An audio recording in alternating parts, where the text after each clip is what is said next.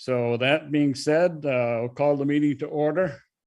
First order of business is to approve the minutes, amended minutes of July 12th. And the reason for that is that the motion made after the executive session was not included in the minutes, and we need to add those in there. The motion that was made was to authorize a $5,000 retention bonus for Scott Pickup. I believe I worded the motion and asked for a motion, and I think it was Rick Cowan that said so moved and asked for a second, and I think it was Bonnie that seconded the motion, and the motion passed unanimously 5-0. So that being said, we just need a vote in unison that was what happened. So all those in favor would say aye. Aye. All those opposed, nay. Motion carries. That takes care of that business. Additions to the agenda for routine administrative matters and pressing matters that will require ratification of future meeting. I have none. Scott? No, Peter, nothing tonight. Anybody on the board? Okay, let's move on to public comments on items not on the agenda. That's 3 minutes per person. I don't see anybody in the audience, Scott, so you may have to. Got a few folks here. Amy's here. Okay. Anybody? Amy had her hand up. Yeah, can I make a comment, Peter? Sure. I just wanted to point out that there is a quorum of the Saxons River Village trustees here tonight, and we've come for the meeting. I don't have a comment about your point, but I wanted to make sure you were aware of that. Yep. I got your email and thing that you might have a group there. So we should be. Anybody else on the board out there? No. Ellen Okay. is here, and Carl is on the Zoom. Yeah. Okay. Hearing no comments, let's move to the manager's report. So just a couple things briefly. We did finish up paving. We're going to come back and do some chip seal the beginning of September, and then that project will be complete. We have a second special summer meeting scheduled for the 6th. We had talked about for those public hearings that we had talked about in the limited agenda. So that'll be added to our calendar for just a regular 6 o'clock meeting, September the 6th, for the board, with a limited agenda for that. And then our regular scheduled meetings back to our regular schedule starts on the 20th. Okay, that's it. Very good. Let's, before we get into the main agenda, which is the update on Route 121 bridge, just mention that anyone that would wish to speak would please state their name for the record so we know who's talking. And remember, this is a cooperative effort between Westminster and all the other towns concerned. So it is Westminster's decision with the state to do what they will with the bridge. But we're here to solicit our opinions and concerns. So that being said, we'll move right into the update Route 121 bridge replacement project. I assume JB McCarthy is in attendance. Yeah, yes. Mr. McCarthy, you want to come up? It's a little easier to pick you up if you just jump on one of the seats here, and that way we can make sure we get you on these microphones. It's a little clearer that way. I'll just talk about where we are, I guess. That'd be great. Project. But I'll go back into the history of the job, or whatever. But the job did a scoping report back in late 2018, 2019. Had a meeting with the town of Westminster, went through some alternatives, settled in agreement with them on a replacement of the concrete deck, and agreed upon a 60-day closure. So that's what was designed. And there's some, some approach work. We're going to widen the bridge, I think 2 feet on each side. So, some improvements there. When job was let, we hired a contractor. We went out there. We knew that there were some issues with some of the portions of the structural steel, but when the contractor set up the staging underneath and got right up, hands-on, he found started chipping away at the top plates just below the deck. So the deck sits on the top of these girders, and it was rather crumbly. And he kept digging in with his hammer, and really couldn't find any solid structural steel.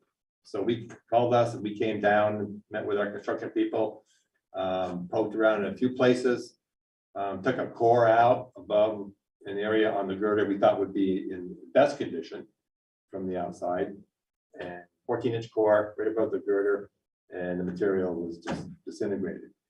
And it's just this, there was a top plate on these girders, only 5/16 inches thick. And that rested on two steel angles, which were 3/4 inch thick. And those angles are in very good condition. So something went on, you know, this didn't happen in the last couple of years. This has been going on for quite some time. The deterioration there. So and it just, you know, wasn't visible to us. So we went back to our consultant and asked, well, can we live with without that plate? Because we were going to weld on these connectors to connect the new deck to the steel, and you end up with a stronger bridge. It's not what's out there today. And they said no. The added weight, we're adding quite a bit of concrete to the bridge. We're widening it, so we needed those plates.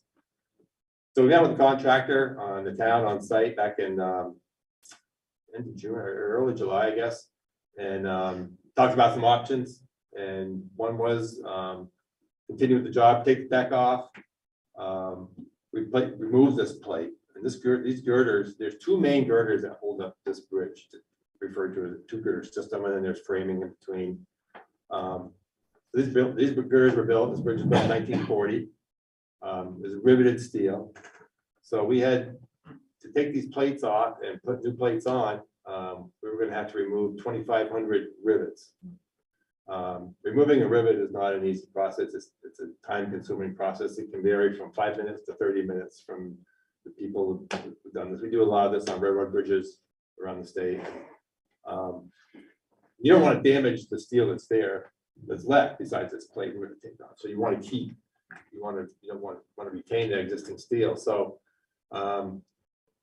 we called around. We could, you know, there's been an issue with availability of materials, steel plates, and as a result of COVID, we're sort of coming out of that cycle right now. But we were going to be able to get the plates, but it's going to be expensive, and probably take 2 or 3 months just to get those rivets off. Well, there goes the 60-day window. Okay, so we talked and about some other options, and we settled with the town about let's go back, let's replace all the steel. It's 1940 steel. The abutments, there's 2 abutments and there's 2 piers, which are really in very good condition for something at that age. It's really quite remarkable. So that's where we're at now with, I have to go back to our consultant and have him submit a new scope and fee to redesign the steel superstructure. And we're going to put in multiple girder bridge rather than just 2 girders with framing. We're working with them now on some options of what to do. We might have to do some work on the piers, because the piers are a big frame. It's hollow in the middle, and the beam or strut that connects the 2 columns, which held up the main girders, is just that. It's just a strut. It's not meant to rest a girder on that's going to run the length of this bridge. So that's where we're at right now. In fact, I have a meeting tomorrow morning with our consultant and our construction division and contractor that's on board right now to talk about some options. The big issue is delivery of the structural steel, and that industry is still bouncing back from COVID and the availability of material and that sort of thing. We had heard this spring that normally in a normal cycle, contractors can put an order in for a bridge like this in January and have it available in June or July. It's 5 to 6 months fabrication and delivery. During COVID, it was either wasn't available or it was 14, 16 months. We heard it was coming back down. We heard maybe it'd be back down next year to the 5 or 6 months. But then later in COVID, it either wasn't available or it was 14 or 16. It's a year out, which is better than the 14, 16 months. So it's been 12 months. But you're never going to know until you give our contractor the details and he makes calls to whoever he wants to hire to do this, wherever he can get a price and a delivery date. So we're planning on having the steel available, the structural, the redesign and the plans available by the middle of September to give to our contractor and ask him for a delivery date. And based on that, then we'll make decisions on when the project's gonna gear up again and when it's gonna be closed. We haven't nailed down the numbers exactly, but we think this job can be done. Because now we're taking off the deck, we're taking all the structural steel off, we're doing some repairs to the piers. And then setting the new structural steel, pouring up the new deck, pouring the deck and doing all the approach work. We think we can get this done in 8 months. I think that's a reasonable timeframe. It's somewhat different now. Normally, we put out a contract, we do an estimate of time, we have a completion date for a contractor. In this case, now we have our contractor, and we say, well, we'd like to have it completed then. So it's more of a negotiation type of thing. Contractors Renault Brothers out of Vernon, Vermont here, and they stated they're willing to stay on board for the project. But depends on how things go. If we can't get steel for a year from October or September of this year, that's probably not, then the project's not going to happen probably till 24 and not 23. If we can get steel delivered next July, then we can probably get this bridge going next summer and get it done by 1st of November, end of October. So that's where we're at right now. So this 60-day time frame that the contract went out with can't be done with the amount of work that we need to do right now. So that's kind of where we're at. We have a meeting tomorrow. The first time we met with an idea of some design details and meeting with the contractor. It's sort of a different kind of a process. It's more of a design build here. We'll get his ideas because we're working with one contractor versus doing a set of plans and sending them out to multiple contractors. So and he may have some ideas that can speed some things up. You never know. So that's kind of where we're at right now. And I met with the town of Westminster a couple weeks ago and went through the same sort of details. At that point, we were just starting to get design information from our consultant. So that's kind of where we're at right now. And we have the signs were all up for the detour in the project, and then we had cover back up, take down the message board. So this doesn't happen very often. Usually our projects go pretty well, but whenever you're doing a rehabilitation, especially something this old, you expect things to pop up. But usually it's something you can redesign quickly during the construction and keep the job moving. The risk goes up quite a bit when you have a 60-day window initially, because you can't have too many changes and maintain that 60-day window. And this was a change that we couldn't live with in the long term. We're hoping to work with the town to get another 50+ years out of this bridge.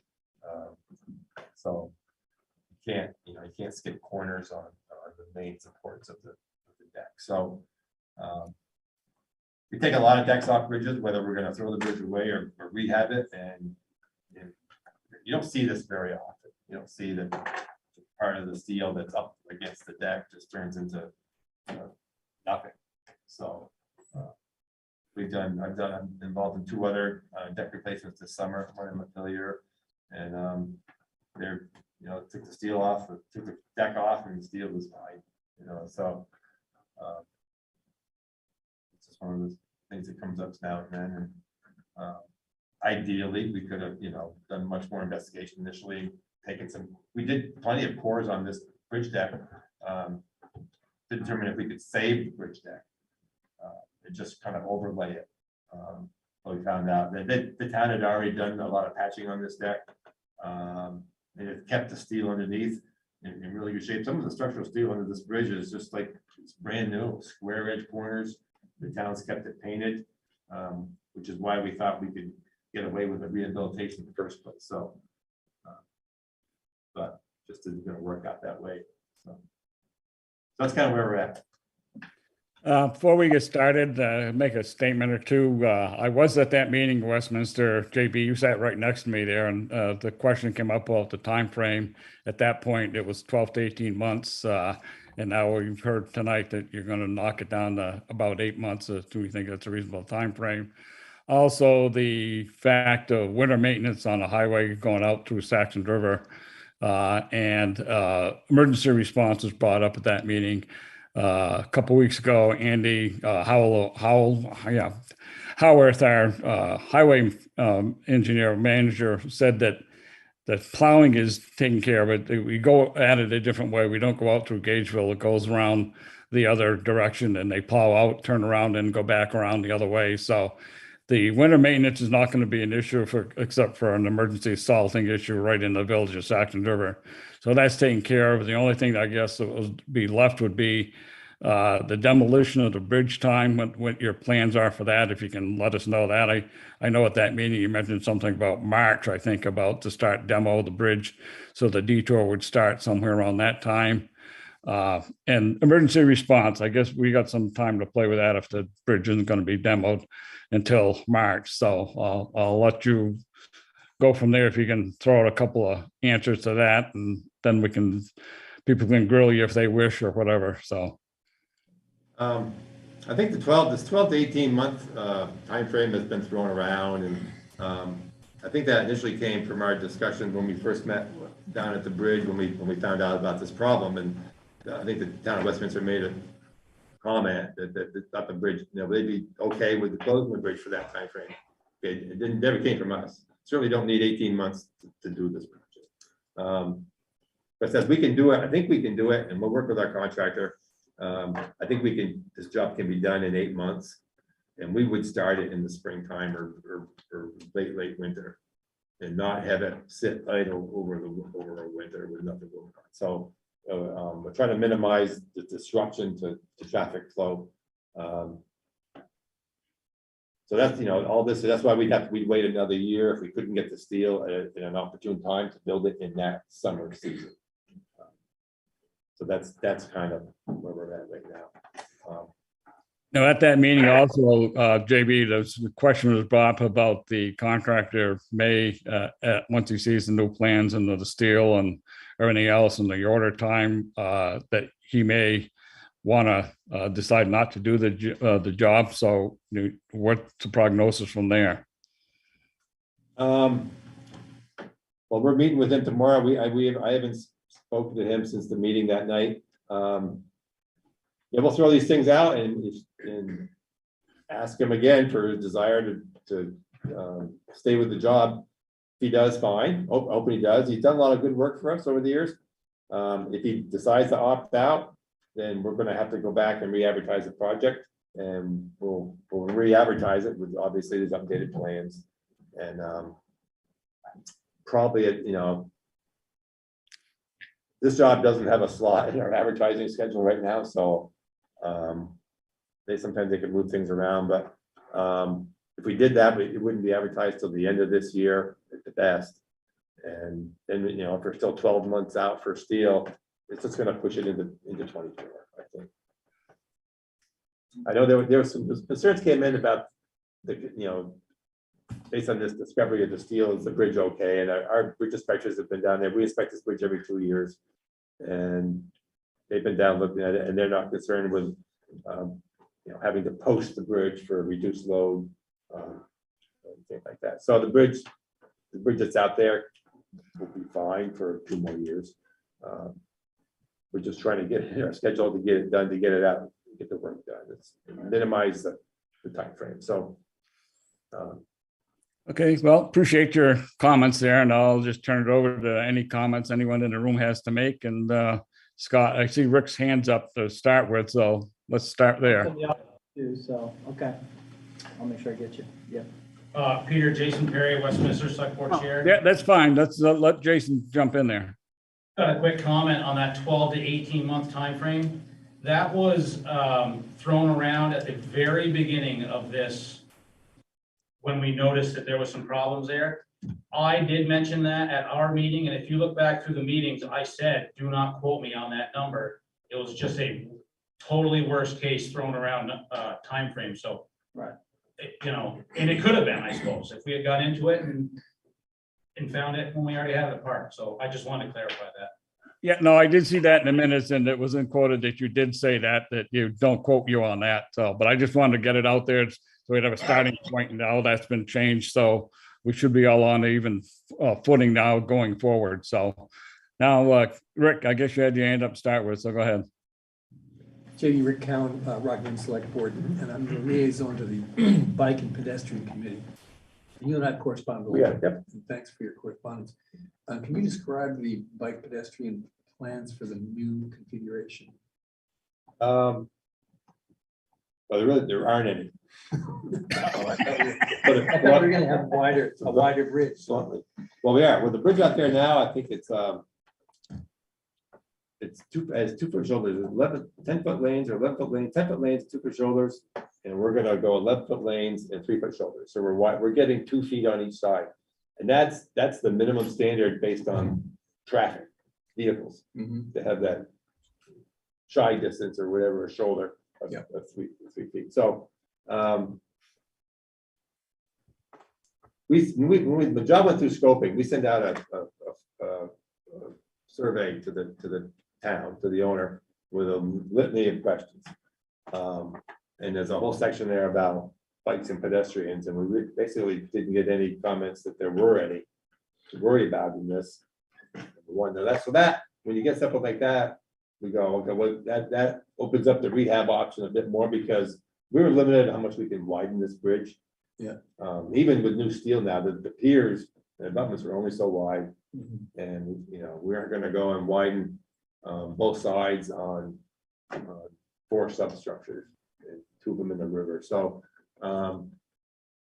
it's, as far as a bike path or a bike lane, it really isn't.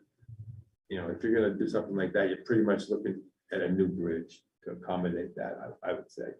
We're getting an extra foot on either side. Yep. Of width, right? Yep. So that's, used to be 2 feet, 3 feet, so we've got a little more room for bikes and pedestrians.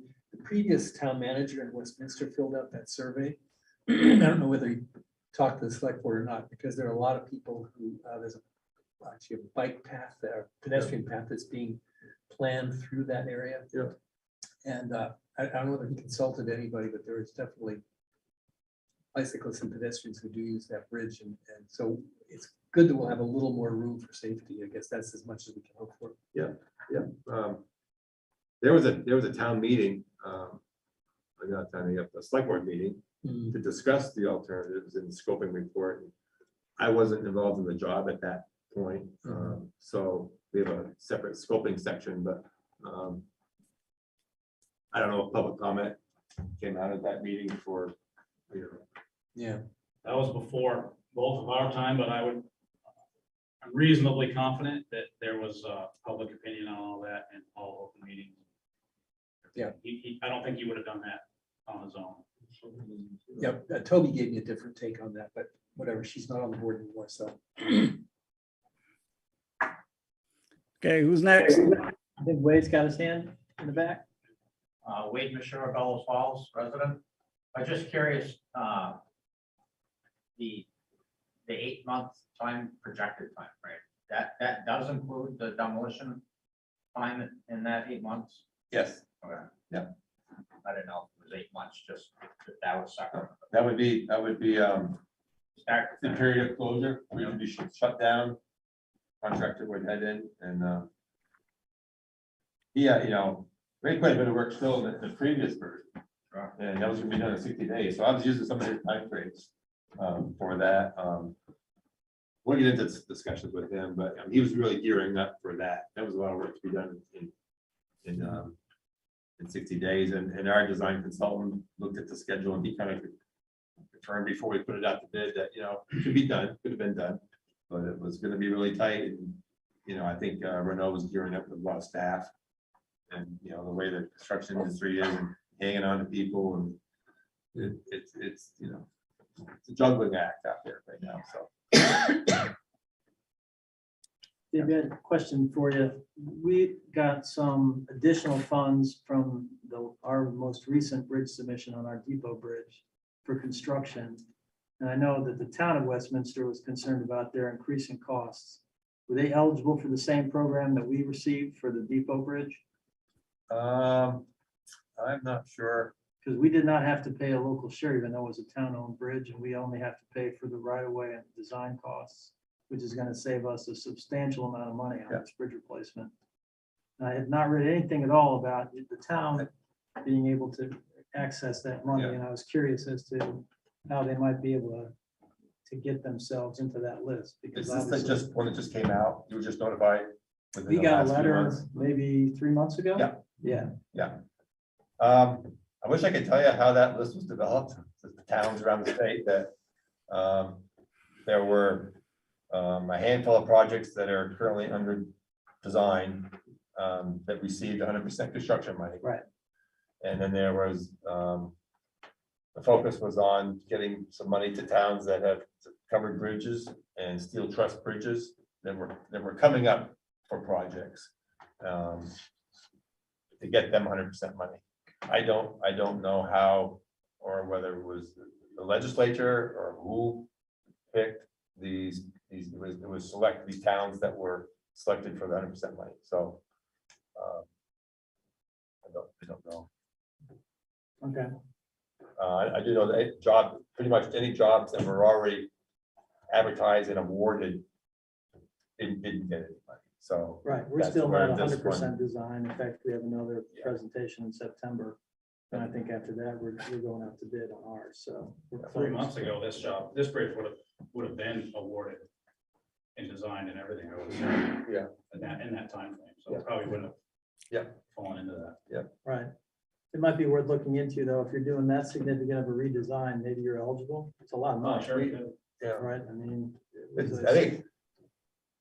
But I don't think it's an eligibility thing, it's a selection by whoever, I can't tell you whether it's, like this, all this list came from our asset management unit. That programs the project and they send them to us, and they came out with a list and said, you can offer these towns, notify these towns, it's gonna be 100%. Okay. We have a covered bridge in Clarendon. That's just finishing up the final design, going out next year, that's gonna get 100%, so. Scott, there's someone. Yep, I see somebody ready in there.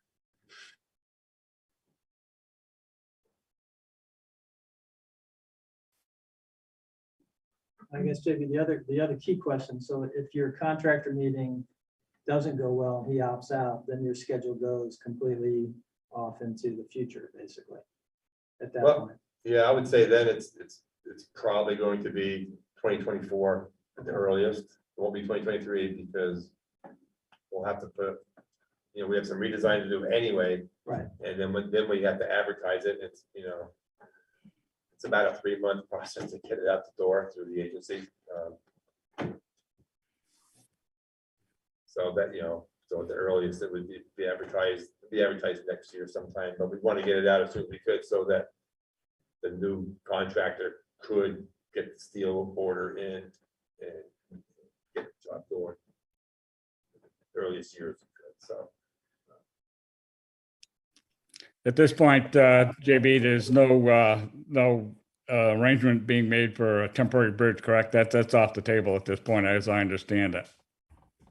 Yeah, this job being done originally as a rehabilitation, there's actually quite a bit of right of way here.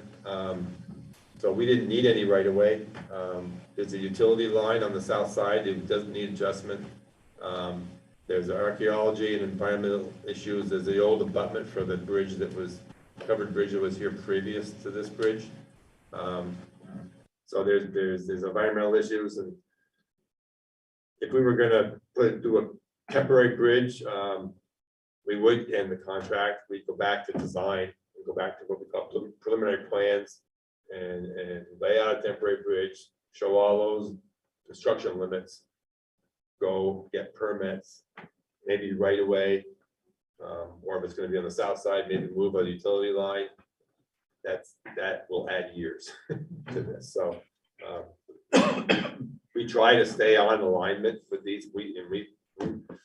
Since Irene, we're building a lot of bridges under closure conditions because it's cheaper and it's so much faster. for us to get the job out, because we don't have to deal with, you know, environmental permits, other people's property, even though it's only temporary, it's, you know, you cut some trees or all that, all those issues. So, and a lot of towns have gone that way because we get the jobs out quicker. Sometimes there is no big detour. There's, you know, a 25-mile detour, which just isn't gonna work. Right. And if we have to squeeze in a temporary bridge.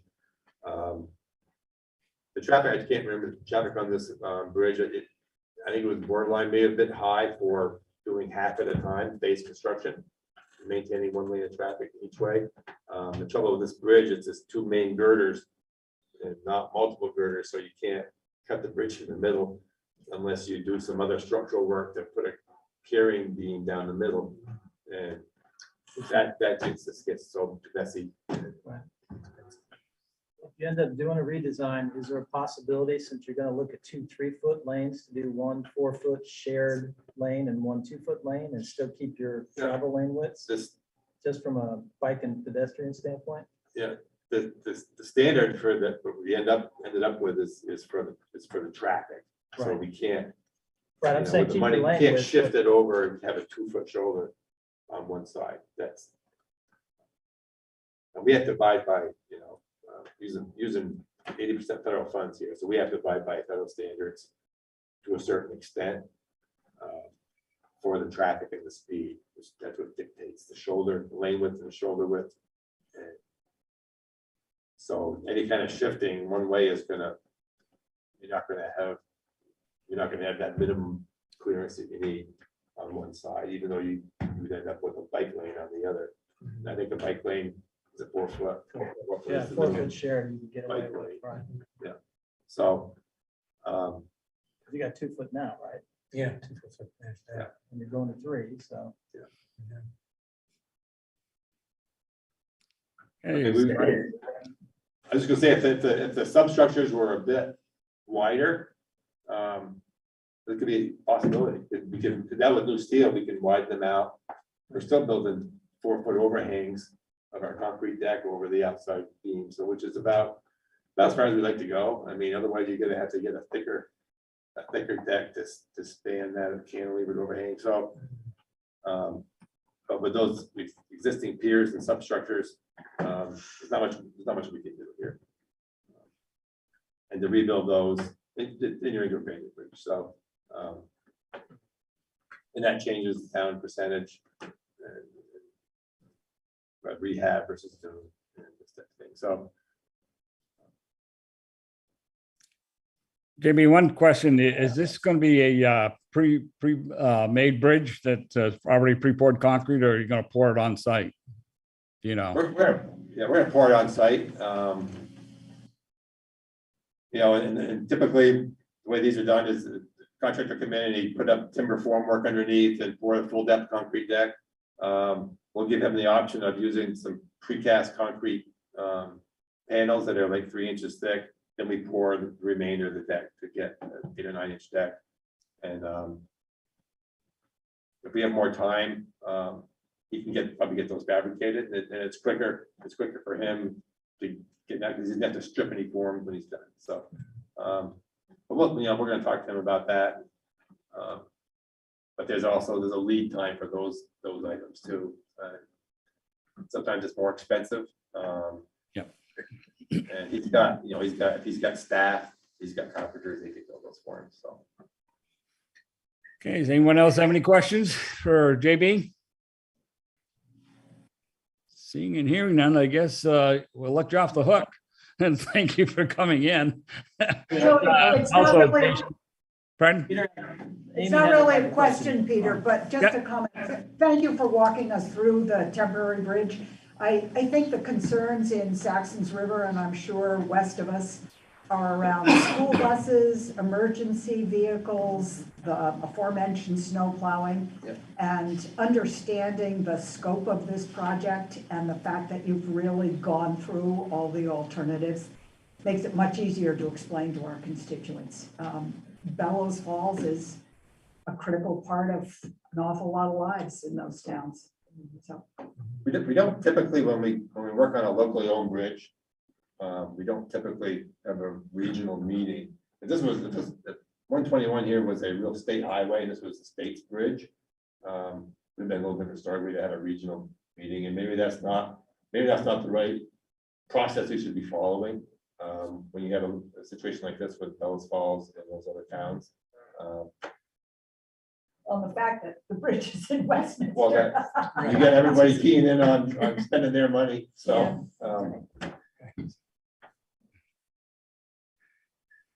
Okay, it looks like everybody's had their questions or had a chance to ask them, and they're seeing none further. I guess, Leslie, I see you're waving your hand frantically. Yeah. I have my hand up. Thank you. I just want to thank you for coming down, JB. I really appreciate the time and I'm Leslie Goldman. We had some emails. I just want to make sure I understand the process.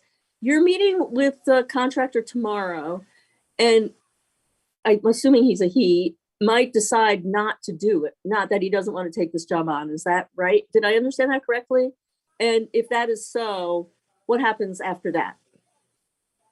He's indicated to us, the last meeting we had with Westminster, that he's on board. Okay.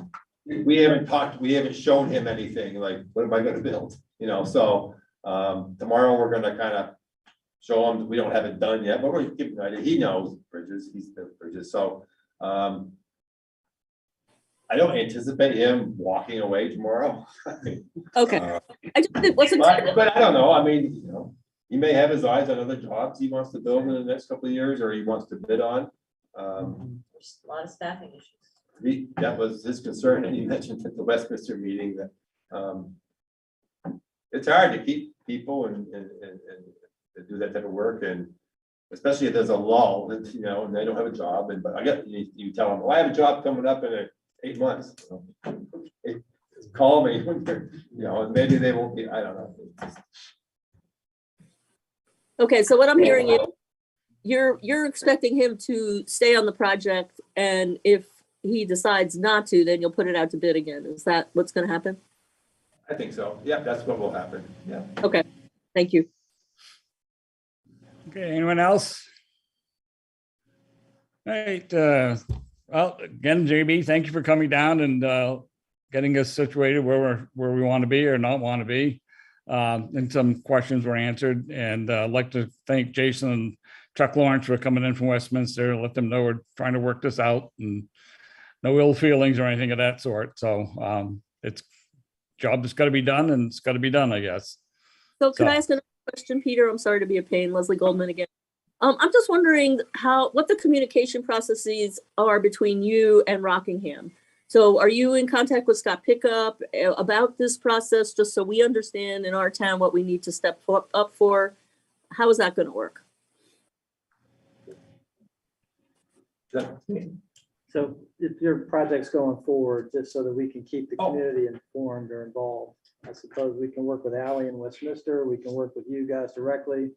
It's really just to keep everybody, rumors are always more interesting than the facts. So, like I said, communication, you, I can copy them too. I mean, we do everything Totally. via email too, and I think I have Scott's email, Okay. so I can just, I'll copy both since you're so connected. Yeah. That's okay, it's your turn. Fine with me, as far as I'm. Okay. That's great. I'll- Great, thank you. As we will them on where we are. That helps. Thank you so much. Okay, so now we'll let you go out the door. If you run fast, you might be escaped before anybody else comes up. We'll continue on with the rest of the meeting. So if the rest of the gentlemen want to leave, that's fine. Chuck and Jason can leave if they would like, or they can stick with just a couple items we're doing, and then we'll be finished up here in a couple minutes. Next item is to review and approve orders of bills and warrants, and we don't have any, so we don't have to worry about Actually, that. Peter, I do actually have some. I'm just sending them around. Okay, then, yeah, I'll sign them when I get around there. Yep. All right, so you'll start those going. Agenda items for September 6th meeting. I think there's only a couple items on there, Scott. I think you mentioned that earlier.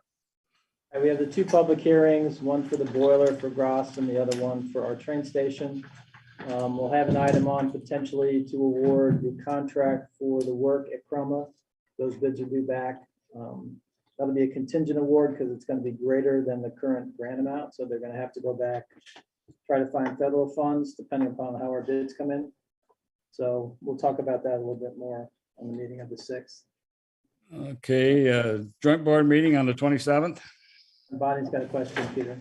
Are we gonna talk about the swap shop issue? I thought we were gonna work on that one on the 20th, because we've also got that, we've got the cemetery commission charge, we got a few other things that were coming. We're trying to keep the 6 as a limited agenda item, Okay, since we've added it as an extra item. okay. People might not be aware of paying attention, so. Gotcha. Okay, other business. I have none. Let's start with Bonnie, since you're right there in the center. Right? Elijah, Thing for me. Rick, Nothing? Sue? Nope, I'm all set, thanks. Okay, there is no need for an executive session, so I take a motion to adjourn So moved. in a second. Second that. Did we have to vote on the orders, bills and warrants or no? We should do we should vote on the Okay. acceptance of. the All right. Okay, let's go back and approve the orders, bills and warrants. Need a motion? I move to approve the orders, bills and warrants. Second? I'll second. Okay, motion made and seconded to approve the orders, bills and warrants. All those in favor would say aye. Aye. All those opposed, nay. Motion carries. Now let's go to the last end and doing a motion to adjourn. I move that we adjourn. Second? Motion made and seconded to adjourn. All those in favor would say aye. Aye. Aye. Thank you all for coming, participating in the meeting. Take care, Peter. See you, Peter. Yep.